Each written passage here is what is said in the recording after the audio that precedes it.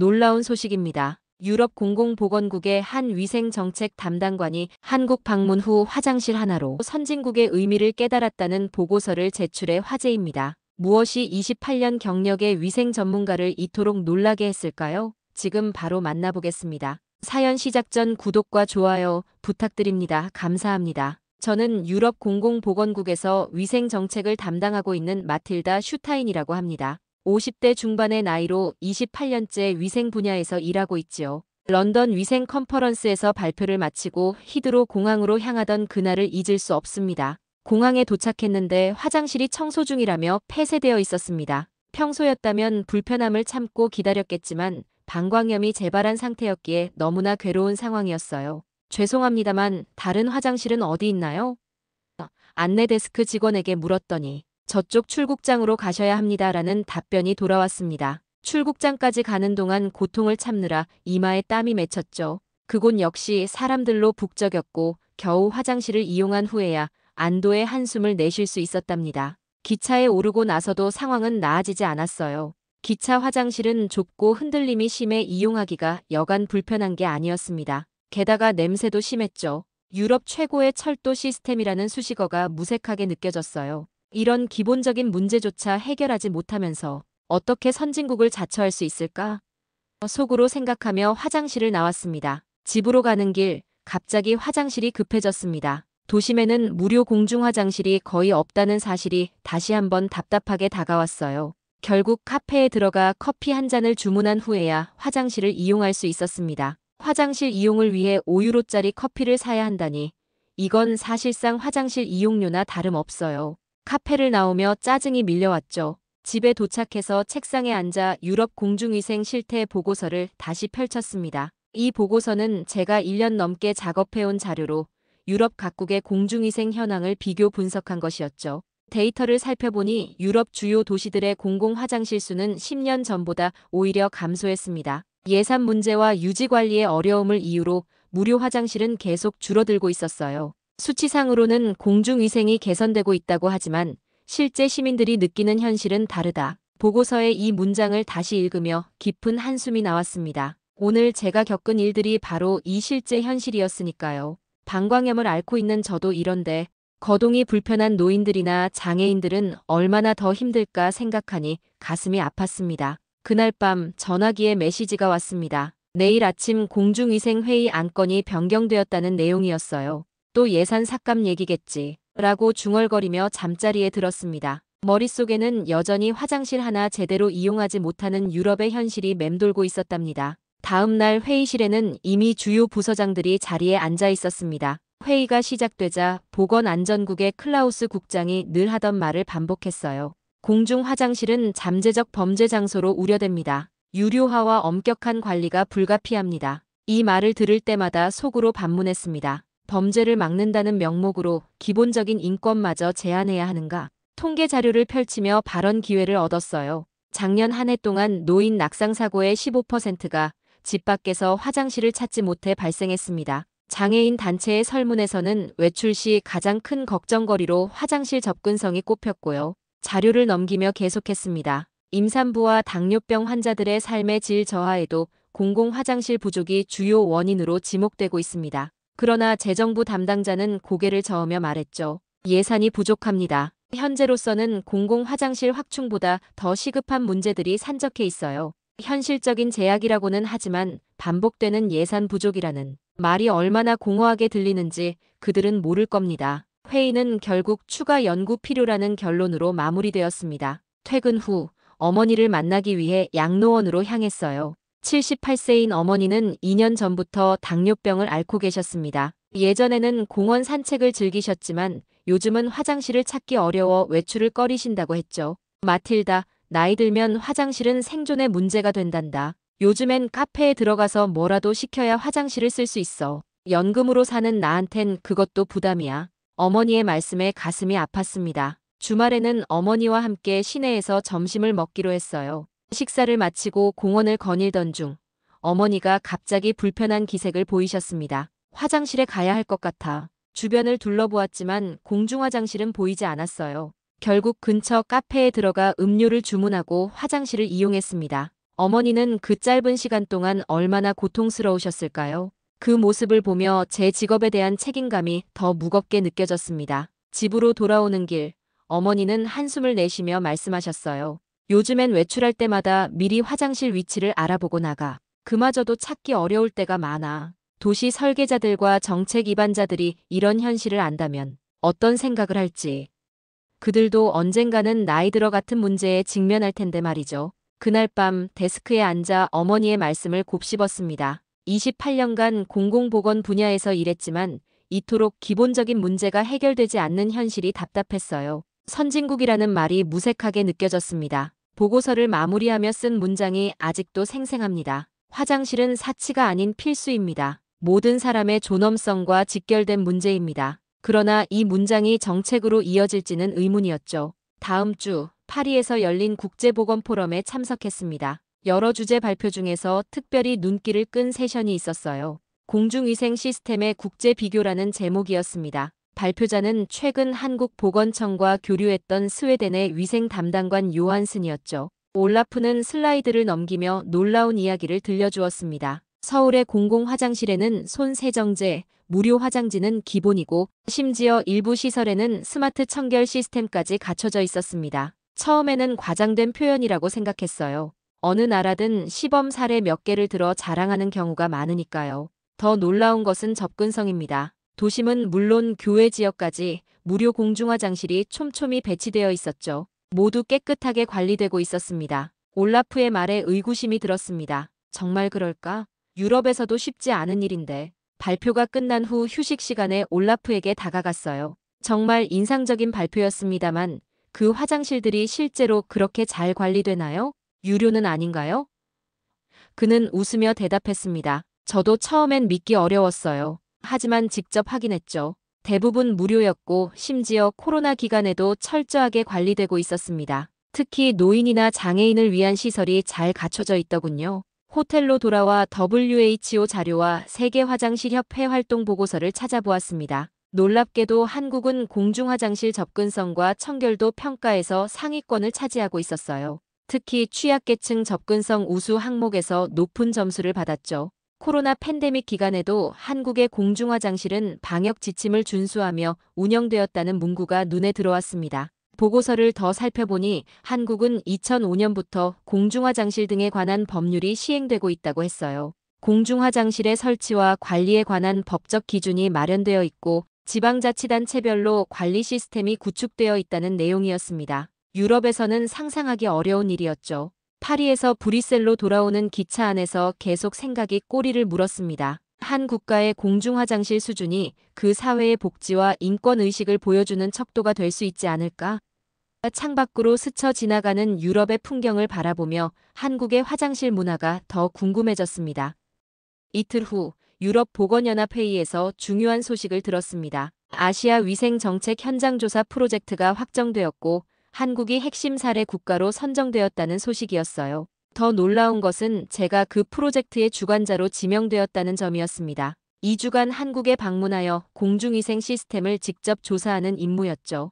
동료들의 반응은 의외로 냉소적이었습니다. 마틸다, 너무 과대평가된 것 아니겠어? 몇몇 시범 사례만 봐서는 전체를 판단할 수 없어. 제이콥 팀장은 의심스러운 눈빛으로 말했어요. 저도 내심 의구심이 있었지만 직접 확인해 볼 기회라는 생각에 기대가 되었습니다. 어쩌면 어머니에게 희소식을 전할 수 있을지도 모르니까요.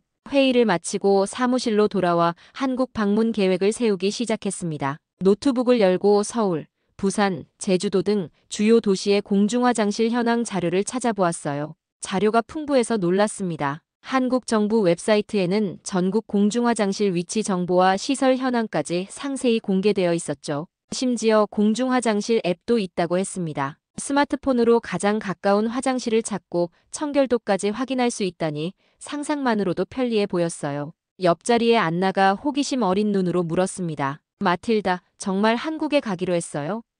저는 고개를 끄덕이며 대답했죠. 네, 2주 일정으로 가기로 했어요. 공중화장실 시스템을 직접 보고 싶어요. 안나는 의아한 표정을 지었습니다. 화장실 때문에 그 먼 나라까지 가요? 여기 유럽의 문제부터 해결하는 게 우선 아닌가요? 안나의 말이 이해는 갔습니다.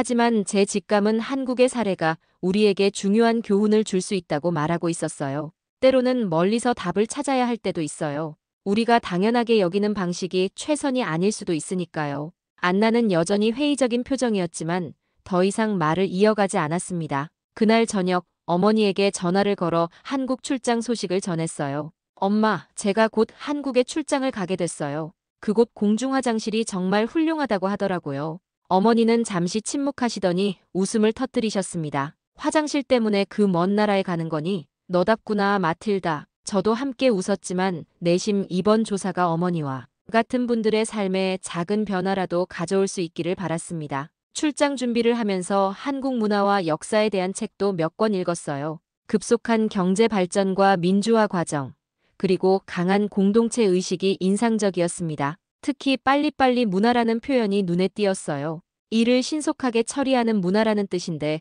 이런 문화가 공공시설 개선에도 영향을 미쳤을까 궁금했습니다. 동료 제이콥은 여전히 회의적이었어요. 복도에서 마주쳤을 때 그가 말했습니다. 마틸다, 정말 한국의 화장실이 유럽보다 낫다고 생각해? 아시아 국가에 대한 신기함 때문에 과대평가하는 건 아닐까? 이런 의문은 저 자신도 갖고 있었기에 솔직히 답했습니다. 모르겠어요. 그래서 직접 확인하러 가는 거예요. 선입견 없이 현실을 보고 싶어요. 출발 전날 어머니가 작은 선물 상자를 들고 제 아파트를 방문하셨습니다. 여행에 필요할 것 같아서 열어보니 휴대용 화장지와 손 소독제, 그리고 작은 메모장이 들어있었어요. 메모장 첫 페이지에는 어머니의 글씨체로 이렇게 적혀 있었습니다. 세상의 화장실을 바꿀 내 딸에게. 어머니의 유머와 따뜻한 응원에 미소가 절로 나왔습니다. 가방을 싸면서도 의문이 계속 머릿속을 맴돌았어요. 정말 한국의 공중화장실이 그렇게 훌륭할까? 만약 그렇다면 그들은 어떻게 그런 시스템을 구축했을까?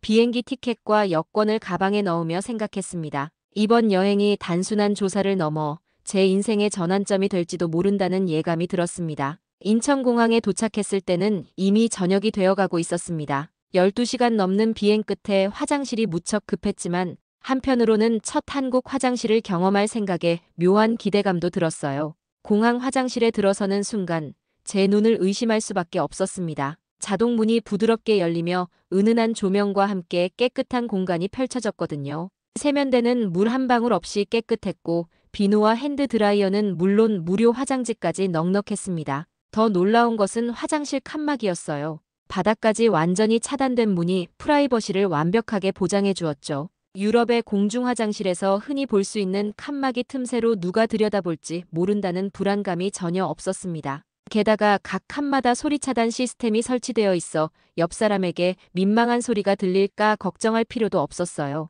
이게 공항이니까 특별한 거겠지라고 생각했습니다. 공항에서 나와 서울시 담당자인 박지원 씨를 만났어요. 그는 30대 중반의 활기찬 공무원이었습니다. 슈타인 박사님, 한국에 오신 것을 환영합니다. 내일부터 여러 곳을 안내해 드릴게요. 호텔로 가는 길에 그가 물었어요. 혹시 공항 화장실은 어떠셨나요? 제 대답에 그는 미소를 지었습니다. 내일 더 좋은 곳들을 보여드릴게요. 우리 서울은 화장실 문화 선진도시를 목표로 하고 있거든요. 다음 날 아침 호텔 로비에서 박 씨를 만나 서울 시내 투어를 시작했습니다. 첫 방문지는 시청 근처 공원이었어요. 공원 입구에 들어서자 눈에 띄는 안내판이 보였습니다. 공중화장실 30m 앞 화살표를 따라가자 현대적 디자인의 건물이 나타났어요. 이건 공원 화장실인가요? 아니면 카페인가요?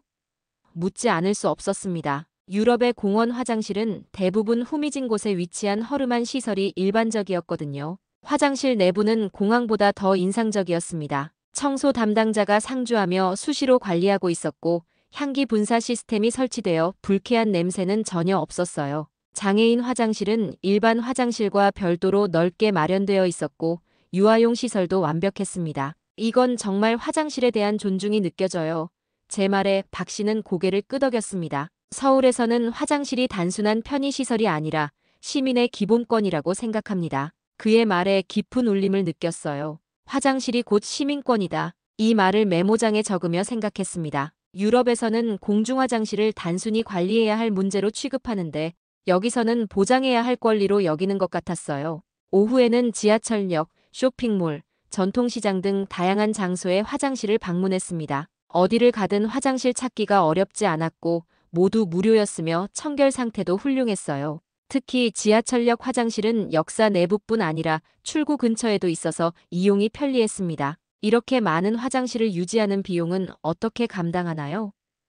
제 질문에 박 씨는 자신있게 대답했어요. 물론 예산이 필요하지만 시민의 기본적 필요를 충족시키는 것은 정부의 의무라고 생각합니다. 저녁 호텔로 돌아와 오늘의 경험을 정리했습니다. 방광염을 앓고 있는 저로서는 하루 종일 화장실 걱정 없이 도시를 둘러볼 수 있었다는 것이 얼마나 큰 행복인지 모릅니다. 유럽이라면 절대 불가능했을 거예요. 창밖으로 서울의 야경을 바라보며 생각했습니다. 화장실 문화는 단순히 위생의 문제가 아니라 인간 존엄성의 문제구나. 내일은 어떤 발견이 기다리고 있을지 기대가 되었습니다. 이틀 후 서울을 벗어나 지방 도시를 방문하는 일정이 시작되었습니다. 첫 목적지는 동해안의 항구 도시였습니다. 산업도시라 화장실 관리가 좀 미흡하지 않을까 예상했지만 기대와 달리 공단 근처 공원의 화장실도 서울 못지않게 깨끗했어요. 특히 공장 노동자들을 위한 세면 시설이 별도로 마련되어 있어 인상적이었습니다. 서울만 특별한 게 아니군요. 안내를 맡은 김현우 씨에게 말했더니 그는 당연하다는 듯 대답했어요. 전국 어디서나 화장실 관리 기준은 동일합니다. 지방자치단체별로 조금씩 차이는 있지만 기본적인 시설과 청결도는 국가 표준을 따르니까요. 그의 말처럼 시내 곳곳에서 쉽게 화장실을 찾을 수 있었고 모두 무료였습니다. 다음 날은 전주로 향했어요. 전통 문화가 살아있는 도시라고 했는데 한옥마을 내 공중화장실은 외관은 전통 양식을 따르면서도 내부는 최신 설비를 갖추고 있었습니다. 문화재 지역에서도 이렇게 현대적인 화장실을 볼 수 있다니 놀랍습니다. 감탄했더니 안내원은 웃으며 말했어요. 관광객들이 가장 먼저 찾는 곳이 화장실이니까요. 첫인상이 중요하죠. 가장 인상적이었던 것은 고속도로 졸음쉼터의 화장실이었습니다. 유럽의 고속도로 휴게소는 대부분 유료인데다 관리 상태도 좋지 않은 경우가 많았거든요. 하지만 한국의 졸음쉼터는 작은 규모에도 불구하고 화장실이 매우 청결했습니다. 심지어 24시간 개방되어 있었고 CCTV로 안전까지 확보되어 있었어요. 작은 시골 마을로 이동하면서 여기는 어떨까? 하는 의문이 들었습니다. 도시가 아닌 곳에서도 같은 수준을 유지할 수 있을지 궁금했거든요. 시골 버스 정류장에 내려 주변을 둘러보니 작은 공중화장실이 보였습니다. 들어가 보니 규모는 작았지만 깨끗하게 관리되고 있었고 기본용품도 모두 구비되어 있었어요. 그곳에서 만난 70대 노부부와 이야기를 나눌 기회가 있었습니다. 저희 같은 노인들에게 화장실은 정말 중요해요. 예전에는 외출하는 것조차 부담이었는데 이제는 어디를 가든 화장실 걱정은 안 해도 되니 좋습니다. 할머니의 말씀에 어머니 생각이 나서 눈시울이 붉어졌어요. 할아버지는 이어서 말했습니다. 화장실은 우리 같은 노인들이 밖에 나올 수 있게 해주는 희망이죠. 집에만 있으면 우울증에 걸릴 텐데 이렇게라도 나와서 사람 구경하고 바람 쐬고 하니까 건강에도 좋습니다. 이틀간의 지방 도시 탐방을 마치고 서울로 돌아오는 길에 생각했습니다. 여긴 진짜 시스템이 다르구나. 인구 밀도가 높은 대도시만이 아니라 작은 마을까지 전국적으로 균일한 화장실 접근성을 보장하는 정책이 놀라웠어요. 이것은 단순한 위생 정책을 넘어 사회적 약자를 배려하는 복지 정책이기도 했습니다. 한국 방문 마지막 주 서울시 공중위생 담당 부서를 방문했습니다. 그곳에서 한국의 공중화장실 시스템에 대한 자세한 자료를 받았어요. 자료를 검토하며 유럽과 한국의 근본적인 차이점을 발견했습니다. 한국은 2005년부터 공중화장실 등에 관한 법률이 제정되어 운영되고 있었어요. 이 법은 공중화장실의 설치부터 관리, 운영까지 모든 측면을 세세하게 규정하고 있었습니다. 가장 놀라웠던 점은 민간 건물도 일정 규모 이상이면 공중화장실 설치가 의무화되어 있다는 사실이었어요. 식당, 상점, 공연장은 물론 대형 빌딩까지 모두 무료 화장실을 설치하고 유지해야 했습니다. 게다가 지방자치단체는 매년 화장실 실태조사를 실시하고 그 결과를 공개해야 한다는 규정도 있었어요. 유럽이라면 이런 법안이 통과될 수 있을까? 의문이 들었습니다. 우리는 항상 예산 문제와 유지관리의 어려움을 이유로 공중화장실 확충에 소극적이었거든요. 그러나 한국은 화장실을 기본 인프라로 인식하고 모든 시민이 접근할 수 있어야 한다는 원칙을 법으로 보장하고 있었습니다. 서울시 담당자는 흥미로운 통계도 보여주었어요. 공중화장실 확충 이후 노인과 장애인의 외출 빈도가 증가했고 관광객 만족도도 크게 향상되었습니다. 수치로 보니 더욱 설득력이 있었습니다. 화장실은 단순한 편의시설이 아니라 사회 참여를 촉진하는 중요한 요소였던 거죠. 한국 방문 마지막 날, 서울역에서 우연히 한 유럽 배낭여행자를 만났습니다. 그는 스웨덴에서 온 청년이었는데 놀랍게도 당뇨병 환자였어요. 한국은 처음으로 여행 중 화장실 걱정을 안 해도 되는 나라예요. 스마트폰 앱으로 가장 가까운 화장실을 쉽게 찾을 수 있고 항상 깨끗해서 정말 좋습니다. 알렉스의 말에 깊이 공감했어요. 호텔로 돌아와 짐을 싸면서 결심했습니다. 위생은 사치가 아니라 생존의 문제다. 이번 방문을 통해 유럽의 공중위생 정책에 근본적인 변화가 필요하다는 확신이 들었어요. 단순히 관광객의 편의가 아니라 노인, 장애인, 만성질환자 등 모든 시민의 존엄과 삶의 질에 관한 문제였습니다. 비행기 안에서 보고서 초안을 작성했어요. 제목은 화장실 접근성 시민권의 새로운 관점으로 정했습니다. 한국의 사례를 상세히 소개하고 유럽에서 적용 가능한 정책 제안을 담았어요. 특히 취약계층의 화장실 접근성이 외출과 사회활동에 미치는 영향을 강조했습니다. 귀국 후 상부에 어떤 반응이 있을지 걱정도 되었지만 이미 마음은 굳혀져 있었어요. 유럽도 변화할 수 있고 변화해야 한다는 믿음이 생겼습니다. 창밖으로 구름 사이로 보이는 땅을 바라보며 생각했습니다. 진정한 선진국의 기준은 GDP나 기술력이 아니라 가장 기본적인 곳에서 시민의 존엄을 지키는 데 있구나. 브뤼셀 공항에 도착하자마자 익숙한 불편함이 느껴졌습니다. 공항 화장실은 사람들로 붐볐고 청소는 제때 이루어지지 않았어요. 한국에서의 2주가 저를 바꿔놓은 걸까요? 이전에는 당연하게 여겼던 불편함이 이제는 참기 어려웠습니다. 택시를 타고 사무실로 향하는 길에 운전사에게 물었어요. 혹시 이 근처에 공중화장실이 있나요? 운전사는 고개를 저으며 대답했습니다. 글쎄요, 카페에 가셔야 할 거예요. 그것도 뭐라도 사야 화장실을 쓸 수 있죠. 사무실에 도착하자 동료들이 호기심 어린 눈으로 저를 맞이했습니다. 어땠어, 마틸다? 한국의 화장실은 정말 대단했니? 안나의 질문에 저는 확신에 찬 목소리로 대답했어요. 상상 이상이었어. 우리가 배울 점이 정말 많았어. 제이콥은 여전히 회의적인 표정이었지만 제 보고서를 기다린다고 했습니다. 이틀 후 유럽의회 산하 공중보건위원회 앞에서 발표할 기회를 얻었습니다. 한국에서 찍은 사진들과 수집한 데이터를 바탕으로 프레젠테이션을 준비했어요. 발표장에는 예상보다 많은 사람들이 모여 있었습니다. 건강복지부 장관까지 참석했다는 소식에 약간 긴장되었지만 한국에서의 경험을 떠올리며 자신감을 되찾았어요. 공중화장실 접근성은 단순한 편의가 아닙니다. 장애인, 노인, 만성질환자, 임산부 등 모든 시민의 존엄과 자유를 위한 필수 권리입니다. 발표를 시작하며 강조했습니다. 이어서 한국의 사례를 상세히 설명했어요. 법적 체계, 예산 배정, 관리 시스템, 그리고 무엇보다 화장실은 시민권이라는 인식이 어떻게 정착되어 있는지 말했습니다. 질의응답 시간 예상대로 예산 문제가 가장 큰 쟁점이었습니다. 이런 시스템을 유럽에 도입하려면 엄청난 비용이 들 텐데요.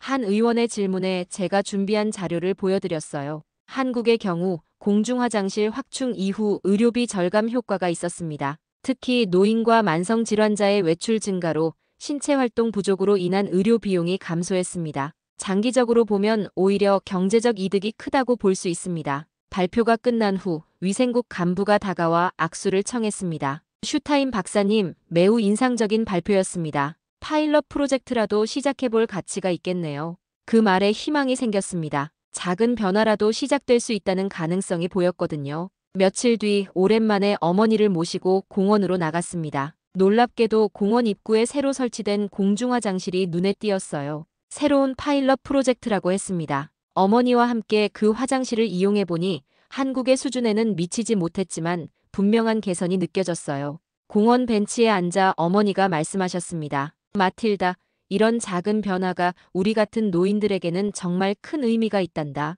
어머니의 눈에 기쁨이 어려 있는 것을 보며 가슴이 따뜻해졌습니다. 어쩌면 이것이 진정한 변화의 시작일지도 모른다는 희망이 생겼어요. 집으로 돌아오는 길에 어머니와 다음 휴가에 한국을 함께 방문하기로 결정했습니다. 어머니에게 모든 것을 직접 보여드리고 싶었고 그곳에서는 외출의 두려움 없이 자유롭게 여행을 즐길 수 있을 테니까요.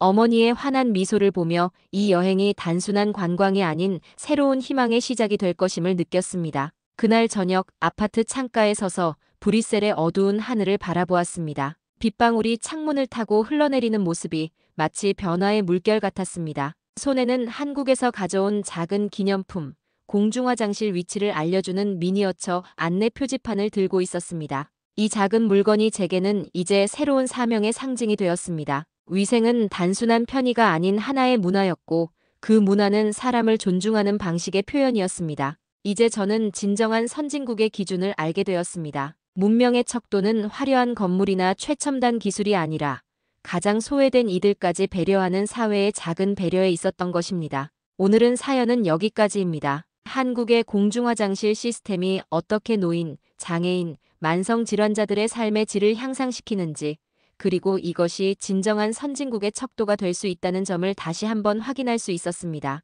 우리가 당연하게 여기던 한국의 공공 인프라의 우수성을 다시금 생각해 보게 됩니다. 단순한 편의시설이 아닌 모든 시민의 존엄과 권리를 보장하는 시스템으로서 세계가 주목하는 한국의 공중화장실 문화. 무료이면서도 청결하고 접근성이 뛰어나며 세심한 배려가 담긴 한국의 화장실 문화는 이제 세계가 배워가는 또 하나의 한국의 자랑스러운 문화가 되어가고 있습니다. 오늘 사연에 대한 여러분의 생각을 댓글로 남겨주세요. 내일도 감동적인 사연으로 찾아뵙겠습니다. 귀한 시간 내주셔서 감사합니다. 지금까지 감동신호등이었습니다.